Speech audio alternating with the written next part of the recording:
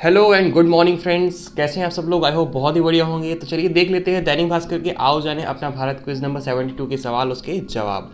तो पहला क्वेश्चन दिया गया है, नेताजी सुभाष चंद्र बोस का जन्म कहाँ हुआ था। तो उनका जन्म उड़ीसा के, जो अभी उड़ीसा राज्य है, उसके कटक ज़िले में हुआ था।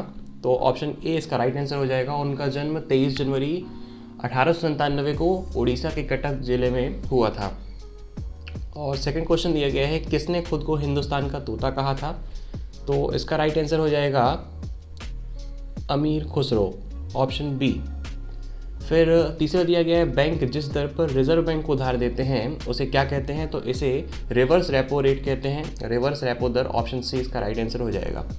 फिर नियम से पढ़ लीजिएगा, मेरी सहमति पे टिक करना है, सबमिट कर देना है।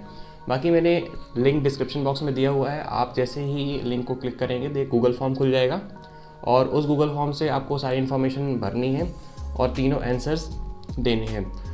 तो यदि आपको कुछ भी डाउट हो इस क्विज से रिलेटेड तो कमेंट बॉक्स में पूछिएगा। एंड बने रहिए हमारी वीडियो के साथ। Thanks for watching and bye bye.